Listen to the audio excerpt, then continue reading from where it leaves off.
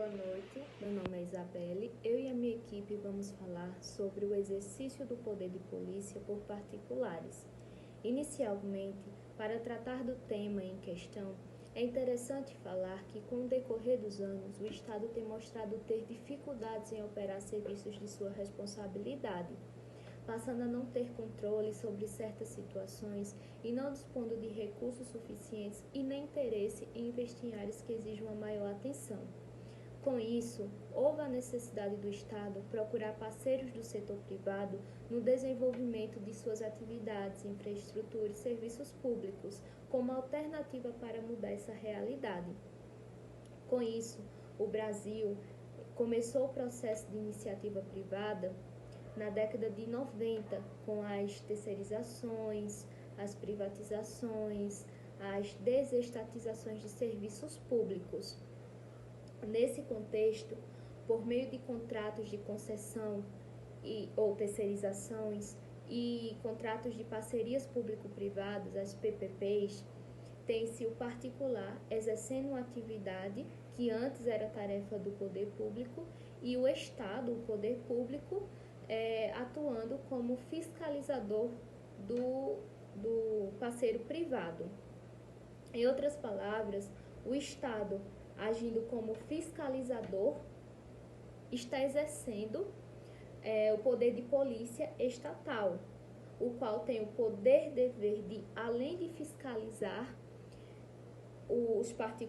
a atividade dos particulares, exigir explicações, aplicar sanções, expedir regulamentos, assim como outros. Partindo dessa fase introdutória, iremos falar brevemente sobre a teoria do poder de polícia. Em seguida, vamos falar da delegação e as suas variações quanto ao conteúdo e o delegatário, os prós e contras da delegação de polícia a entes privados, os posicionamentos doutrinários e, por fim, iremos falar sobre o caso do BH-Trans. Olá pessoal, vou falar sobre o poder de polícia. O poder de polícia existe para que possa assegurar o bem-estar em geral e impedindo que, por meio de ordens e apreensões, exista a prática de atividades contrárias à coletividade e o uso abusivo da propriedade. Tendo em vista que é um conjunto de órgãos e serviços públicos que fiscalizam, controlam e detêm as atividades contrárias aos bons costumes, a saúde, a higiene, a moradia, o conforto público e a ética urbana, visando sempre proporcionar um equilíbrio social harmonioso e evitando conflitos a toda a população. O poder de polícia tem como responsabilidade zelar pela boa conduta perante as leis e regulamentos administrativos. O Código Tributário Nacional, em seu artigo 78, define o poder de polícia como uma função da administração, limitando e disciplinando direitos, regulando a prática de atos ou a abstenção de fatos em razão do interesse da coletividade. Deste modo, o poder de polícia é a faculdade discricionária que determina a administração pública para condicionar e restringir o uso e o gozo de bens ou direitos individuais em benefício da coletividade ou do próprio Estado. O poder de polícia também é a faculdade de manter interesses coletivos e assegurar direitos individuais. Por fim, vale ressaltar que o poder de polícia ele tem caráter repressivo e preventivo. Quando atua preventivamente, o poder de polícia deve inibir as práticas de ações antissociais. Quando atua repressivamente, o poder de polícia deve punir os infratores da lei penal. A partir destas características, o poder de polícia exercido pelo Estado pode incidir na área administrativa como na judiciária. Olá, meu nome é Laís Ferreira e vou falar sobre delegação. Delegação e suas variações quanto ao conteúdo e ao delegatário. E para isso eu vou dar início falando sobre Caio Tácito, que foi um advogado brasileiro, que no seu artigo sobre poder de polícia, ele relata sobre essa possibilidade de delegação. E aí ele diz que pode ser de competência de esfera federal, estadual ou municipal, e dependendo do seu assunto pode ser tanto concorrente como exclusivo, podendo ser capaz de ser delegada ou transferida, sujeita a determinação legal específica ou genérica, e com isso se daria a possibilidade da delegação. E já o Supremo Tribunal Federal, em relação a essa possibilidade de delegação, ele se refere julgando a ação direta de inconstitucionalidade de número 1717, onde analisava o artigo 58 da Lei 9.649 de 98, onde diz que conforme os conselhos, eles são de natureza jurídica autarquia, já que, de certa forma, estabelece uma certa restrição nessa liberdade profissional, atuando no poder de polícia, ou seja, totalmente vedado esse poder para os particulares. Bom, a delegação de ações específicas cria uma certa diferença, existindo as atividades de suporte, que são os meios, e as atividades principais, que são os fins. Nas atividades de suporte, que são os chamados meios, eles estão ligados mais diretamente às ações, às medidas que atingem a esfera do direito do administrado, ou seja, atuam de certa forma indiretamente nos direitos. Já ações e atividades fins se dão, como por exemplo, que eu posso dar a vocês, são os atos normativos, medidas cautelares e atos liberatórios, que atingem de certa forma diretamente aos direitos. Bom, e para finalizar o meu assunto com vocês, eu vou falar sobre algumas situações específicas que são admitidas, inclusive pela própria doutrina, de delegação de polícia. A primeira situação são pessoas físicas, como por exemplo capitães de navio, comandantes de aeronave. A segunda são pessoas jurídicas de direito privado que não têm finalidade lucrativa, como por exemplo uma associação de moradores. A terceira seria também pessoas jurídicas de direito privado, não estatais, mas que têm sim uma finalidade lucrativa. E a quarta e última são pessoas também jurídicas de direito privado, como por exemplo a situação de uma sociedade de economia mista. Boa noite, meu nome é Cleveson e eu irei tratar sobre os prós e contras da delegação do poder de polícia aos entes privados, mais precisamente aos particulares. Bom, antes disso eu queria destacar que o STF entende sobre a impossibilidade da delegação do poder de polícia aos particulares, ou seja, aquelas 4 fases do poder de polícia, que são ordem de polícia, consentimento, fiscalização e sanção, são indelegáveis aos particulares. Porém, o STF entende sobre a possibilidade de terceirização de atividades meramente preparatórias ou atividades materiais sucessivas ao poder de polícia. O que são essas atividades? Bom, um exemplo de atividade preparatória é a instalação de equipamento de fiscalização na via pública. Sobre as atividades materiais, um exemplo seria a demolição de um prédio público. Agora, sobre as vantagens e desvantagens dessa delegação aos particulares. Bom, uma das vantagens seria a desburocratização do regime jurídico aplicado aos particulares. Outra vantagem seria que os particulares responderiam à alteração de demanda de forma mais célere, de forma mais rápida. Sobre as desvantagens, o regime jurídico aplicado aos particulares, por ser mais flexível, não lhes garantiria autonomia suficiente para aplicar a lei de forma impessoal, de modo impessoal. Outra desvantagem é que os atos de polícia são atos de exclusividade do Estado. São atos típicos e exclusivos de Estado, certo?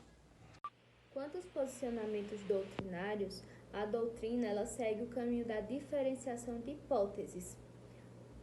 Há juristas que separam atos jurídicos e atos materiais. Os atos jurídicos que expressam a autoridade do Estado, que não estariam sujeitos à delegação, salvo em situações muito excepcionais. Já os atos materiais ou atos de execução, e que geralmente precedem de atos jurídicos, seriam passíveis de delegação, propriamente dita, ou execução por particulares, a partir de um contrato de prestação de serviços, não existindo, com isso, o vínculo jurídico direto entre o executor e os administrados. Outros posicionamentos doutrinários são no sentido de que os atos jurídicos de polícia não se submetem à delegação a particulares ou mesmo entidades governamentais de personalidade jurídica de direito privado. Então, com esses posicionamentos doutrinários, ressaltam-se que nenhum desses encontra preocupação em diferenciar a conclusão teórica de acordo com a figura do delegatário, o que leva a crer que, para a doutrina predominante, o que realmente importa é somente a natureza da ação delegada e não as características do executor. Para o estudo do poder de polícia e a sua delegação para particulares, é fundamental entendermos o conceito de poder de polícia, os princípios que cercam esse poder e alguns precedentes judiciais que ajudaram a compreensão desse tema. Bom, eu trouxe o conceito da doutrinadora Eli Lopes de Meireles, que fala que o poder de polícia é a faculdade que dispõe a administração pública para condicionar e restringir o uso e o gozo de bens, atividades e direitos individuais em benefício da coletividade ou do próprio Estado. Desse conceito que a doutrinadora nos traz, nós já podemos subentender o princípio da supremacia do interesse público, ou seja, o Estado só poderá restringir ou condicionar bens, atividades ou direitos em benefício da coletividade. Essa é a premissa básica da supremacia do interesse público. O Estado, quando ele tem esse poder de restringir a atividade ou condicionar direitos, a própria lei dá essa prerrogativa ao Estado. E, portanto, a própria lei impõe limites à atuação do Estado. Esse é o conceito básico do princípio da legalidade. Ou seja, o Estado pode e deve restringir e condicionar direitos, bens ou atividades, porém, a própria lei que concede esse poder e dever do Estado irá limitar a sua atuação.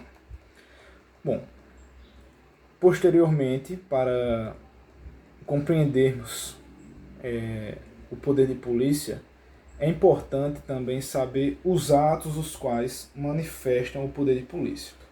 O poder de polícia se manifesta nos 3 atos que são a prevenção, a repressão e a fiscalização. Desses 3 atos decorrem o ciclo de polícia.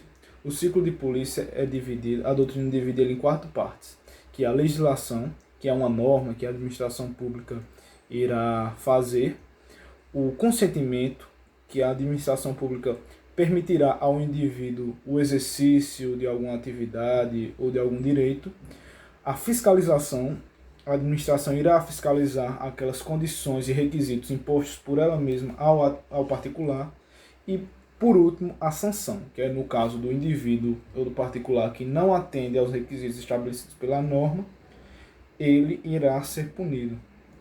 Superior Tribunal de Justiça exemplifica o CTB como um ciclo perfeito de polícia. O CTB é a própria norma, a CNH é o consentimento, os agentes e aparelhos de fiscalização são a própria fiscalização, e o indivíduo que não se atentar para os requisitos estabelecidos pela lei irá ser sancionado, irá sofrer uma punição. Bom, a doutrina e as jurisprudências, elas não são uniformes. A doutrina atesta para a não possibilidade da delegação do poder de polícia para particulares. No STJ, as decisões que o tribunal vem tomando é no sentido de delegar partes do poder de polícia. Portanto, o STJ decidiu que é possível sim delegar a fiscalização e o consentimento, porém não é possível delegar a sanção e a legislação para particulares. E até então o STF era contrário à delegação do poder de polícia no geral. Para o STF só era possível a delegação de casos específicos, meramente materiais, preparatórios ou sucessivos ao desempenho do poder de polícia. Bom, porém, esse entendimento do STF mudou. Segundo o ministro Luiz Fux, que foi o relator da votação do caso da BH Trans, a Constituição Federal ela autoriza as entidades de direito privado, prestadoras de serviço público, ao exercício do poder de polícia. E a não delegação do poder de polícia para essas entidades seria um obstáculo para a atuação do próprio Estado. Então, o STF, que acreditava na não delegação do poder de polícia para particulares, mudou o entendimento e permitiu que, no caso da BH Trans, o poder de polícia fosse delegado. O caso da BH Trans ele é bem específico, porque a BH Trans é uma entidade de direito privado, é uma sociedade de economia mista e prestadora de serviço público, cuja composição acionária é de 98% pertencentes à Prefeitura de Belo Horizonte. Bom, nesse caso, é evidente que a BH Trans ela é muito mais pública do que privada. Só que quando uma entidade de direito privado ela começa a ter tantos direitos, tantas prerrogativas, o indivíduo e a coletividade ela corre o risco de não ter a sua atividade restringida por um fim educacional ou de conscientização da atuação do indivíduo para um modo do Estado arrecadar receitas por meio da punição. Então, desvirtuando totalmente a supremacia do interesse público. Bom, o ministro Luiz Fux, ele disse que não há essa possibilidade porque a atuação do Estado não é pautada na concorrência ou na aferição de lucro. Porém, esse pensamento do presidente do STF, ministro Luiz Fux, seria coerente num país ideal. Infelizmente, o país que a gente vive, os administradores não possuem a maturidade, nem o espírito público de utilizar uma atividade sancionatória para conscientizar e educar a população. Então, nós temos um precedente um tanto quanto perigoso para a nossa administração pública no geral. No caso de Belo Horizonte, é bem específico. A prefeitura tem ações majoritárias na Sociedade de Economia Mista BH Trans, porém, esse precedente aberto pelo STF dá brecha a uma sociedade de economia mista que pode ter 60% da composição acionária pertencentes à administração pública e 40% de entidades privadas. Será que o interesse público terá respeito? Será que o indivíduo terá seu direito respeitado? O ideal para que o Estado atue, segundo até o voto do ministro Edson Fachin, é que todos os requisitos formais sejam atendidos quando o indivíduo é restringido de seus direitos. Então, o ideal seria uma autarquia que atuasse como um ente fiscalizador e punitivo, pois a autarquia é uma pessoa jurídica de direito público com as finalidades típicas da atuação do Estado e teria muito mais amparo legal e social para a sua atuação.